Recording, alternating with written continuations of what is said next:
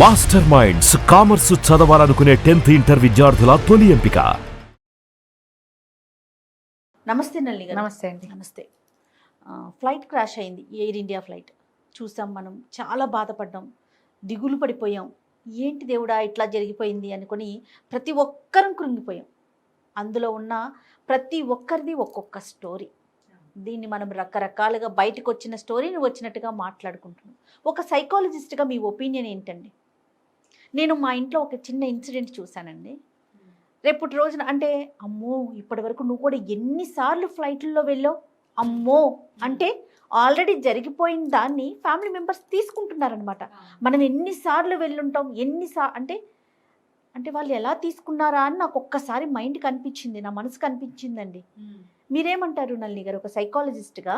అవునండి, నేను కూడా ఇది రీసెంట్గా దీని గురించి ఇట్లా బెంగపడుతున్న వాళ్ళని ఉద్దేశించి మాట్లాడుతున్నప్పుడు చెప్పాల్సి వచ్చింది. ఏంటంటే కరెక్టే, విషాదం జరిగింది, చాలా విపరీతమైన విషాదం. 240కి పైగా ప్రాణాలు పోవడం, క్రూ అసలు ఏమాత్రం సంబంధం లేకుండా కిందున్న మెస్సులో పిల్లలు పోవడం, మెడికల్ స్టూడెంట్స్. అసలు ఇది ఊహకే అందని. ఎందుకు ఇలా భగవంతుడు మీదే ఒక నిమిషం కోపం వచ్చేంత లాంటి విషాదకరమైన విషయం.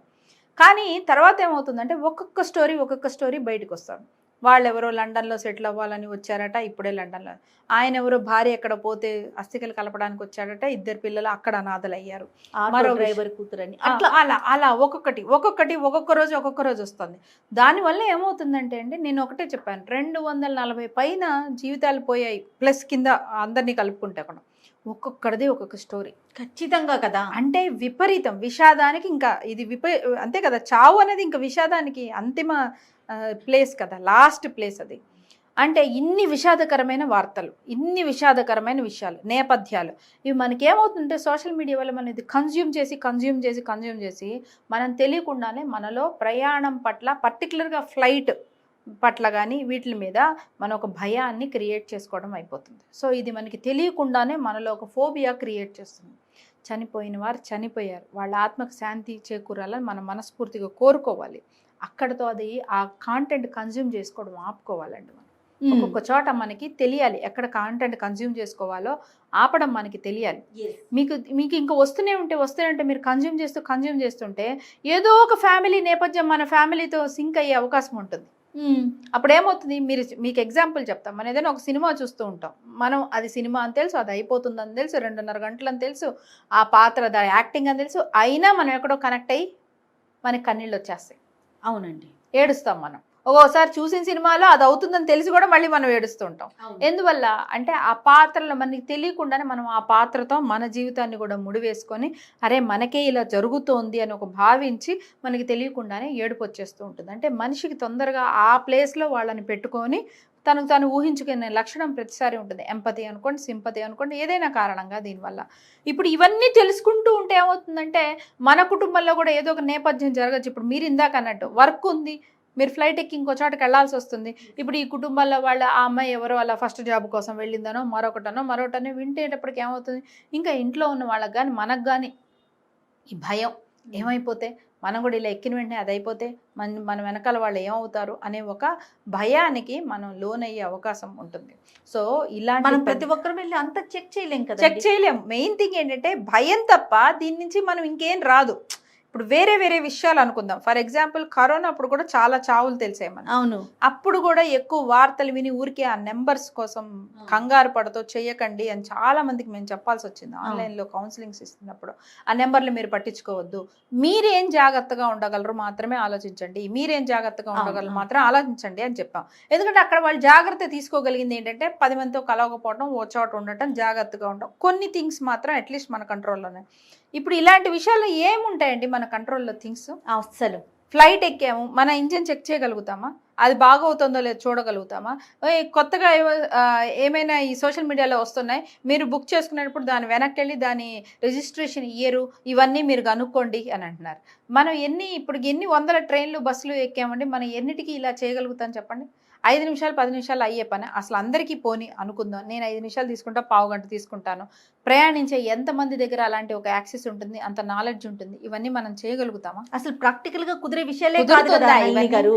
రేపొద్దున ఆఫీస్ లో మా బాస్ నంత వెళ్ళమన్నారు మీటింగ్ కి, ఆ. కాదు సార్ ఈ ఇంజన్ మోడల్ ఇది ఉంది కాబట్టి నేను ఈ ఇంజన్ మోడల్ ఉన్నది ఎక్కను, ఈ ఇంజన్ మోడల్ మాత్రం ఉన్నదే ఎక్కుతానని చెప్పగలిగే కంట్రోల్ ఎంప్లాయీకి ఉంటుందా అండి? ఇవన్నీ ప్రాక్టికల్ గా జరిగే విషయాలేనా? సో ఇక్కడ ఇలాంటి సందర్భాల్లో మన కంట్రోల్లో ఏం ఉండదు. మళ్ళీ మనకు అవసరం అయితే మనం ఫ్లైట్ ఎక్కాల్సిన దూరం అయితే ఫ్లైటే ఎక్కాలి, రైలు ఎక్కాల్సిన దూరం అయితే రైలే ఎక్కాలి, బస్ ఎక్కాల్సిన దూరం అయితే బస్సే ఎక్కి వెళ్ళాలి.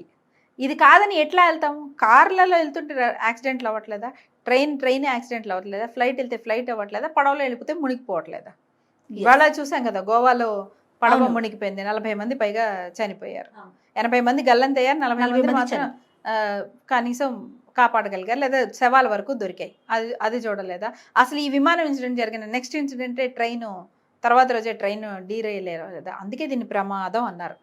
ఏమీ మీరు నేను కంట్రోల్లో ఏమీ లేకుండా, అనుకోకుండా, మనం ఎక్స్పెక్ట్ చేయకుండా జరిగే సంఘటన కాబట్టి దాని పేరు యాక్సిడెంట్ అన్నారు. అసలు మీరు మీడియాకి ఏం చెప్పదలుచుకున్నారు నల్లి గారు, మీ ఒపీనియన్? సో మీడియా ఎన్నైనా వేస్తుంది, అది వాళ్ళ బాధ్యత, అది వాళ్ళ పని. ఒకళ్ళ గురించి తెలిసింది, వాళ్ళ నేపథ్యం తెలిసింది అంటే ఖచ్చితంగా మీడియా వాళ్ళు దాని గురించి వేస్తారు. మేబీ కుటుంబానికి కూడా కొంచెం సాంత్వనం ఉంటుందేమో, అరే మన గురించి, మన వాళ్ళ గురించి కూడా ఒక 2 మాటలు చెప్పారులే అని వాళ్ళు కూడా కొంచెం ఒకసారి చూసుకొని వాళ్ళు కూడా ఒక సాంత్వనం పొందుతారేమో. అది వాళ్ళ తప్పు కదా, అది వాళ్ళ పని. కానీ ఇండివిజువల్గా అది మన మానసిక స్థాయి మీద ఎలా ప్రభావం చూపిస్తున్నది ఎవరికి వాళ్ళు చెక్ చేసుకోండి అని నేను చెప్తున్నాను. ఇది అన్నిటికీ అప్లై అవుతుంది. మనకి ఎక్కువ అంటే మన దేశంలో చావులు యాక్చువల్గా కార్ యాక్సిడెంట్స్, అదే మన రోడ్ యాక్సిడెంట్స్ వల్ల జరిగే చావులే ఎక్కువ మనకి. అవునండి. పర్ డే చూసుకుంటే వివిధ రకాలుగా జరిపోయే చావుల కంటే కూడా, అనారోగ్యం కానీ మరో రకంగా చనిపోయేదానికంటే రోడ్డు ప్రమాదాల వల్ల చనిపోయే చావులే ఎక్కువగా చూస్తూ ఉంటాం. సో అలాని మనం రోడ్డు మీద ప్రయాణించడం ఆపడం లేదు కదా, మన పనులు ఆపుకోలేం, మన జీవితాన్ని ఆపుకోలేం కదా. సో ఏమైనా సరే ఇలాంటి ప్రమాదాలు ఏవైనా సరే ఎక్కువగా కన్జ్యూమ్ చేయకూడదు. 1-2 చూసినప్పుడు దాని నుంచి మనం ఏం జాగ్రత్తలు తీసుకోగలం అన్నంత వరకు మాత్రమే మనం ఆలోచించుకోగలగాలి తప్ప, అంతకుమించి ఎక్కువ ఈ నెగిటివ్ కాంటెంట్ కన్జ్యూమ్ చేసుకుంటే మనకి ఏంటంటే మన మానసిక స్థాయి మీద అది డెవలప్ అయ్యి తెలియకుండా, అంటే ఎవరు ఎంత వల్నరబుల్ అనేది వాళ్ళకు కూడా తెలియదండి. అంటే ఏదైనా ఒక విషయం నా మీద ఎంత ప్రభావం చూపిస్తుంది అనేది నాకు కూడా తెలియదు, చెప్పలేను. అది నా మీద ప్రభావం చూపించేంత వరకు కూడా మనకు అర్థం కాదు. సో అందుకని ఆ జాగరూకతతో ఉండాలి. కొన్ని మనకి తెలుస్తుంటే, అమ్మో ఇలాంటివి నేను భరించలేను, నాకు రాత్రిపూట కళ్ళు వస్తానేమో, ఇలాంటిది నేను ఒకసారి విన్నానంటే నాకు చాలా రోజులు భయం ఉంటుంది, కొన్ని మనకి తెలుస్తుంటాయి. So please have a check.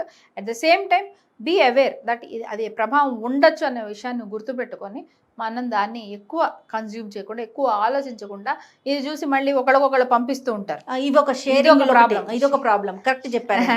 Share చేస్తూ ఉంటారు. ఎక్కువ సార్లు మనం చూస్తుంటాం, అయ్యో చూసారా అని. నువ్వు చూస్తేనే నీకు బాధ అనిపిస్తుంది, అయ్యో అనిపించింది, షాక్ అనిపించింది. మళ్ళీ నువ్వు ఇంకొకళ్ళకి పంపిస్తున్నప్పుడు, ఇలా ఫ్యామిలీ గ్రూపుల్లో, ఫ్రెండ్స్ గ్రూపుల్లో పంపిస్తున్నప్పుడు ఎవరి మానసిక స్థాయి ఎలా ఉంటుంది అనేది మనం చెప్పలేం. కాబట్టి దయచేసి అలాంటివి మనం మానుకోవాలి.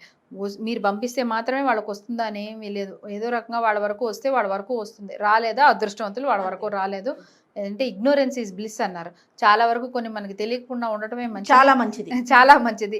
తెలిసిన విషయాల పట్ల మనం ఎంత జాగ్రత్తగా తీసుకోవాలి. రోడ్ యాక్సిడెంట్ అంటే మనకు తెలుస్తుంది, ఇంత స్పీడ్లో వెళ్ళాలి, ఇటే వెళ్ళాలి, ఈ రోడ్డు బాగాలేదు, ఇక్కడ జాగ్రత్తగా ఉండాలి. ఫ్లైట్కి సంబంధించి మనకేం తెలుస్తుందండి? అసలు ఏమీ తెలియదు మనకి.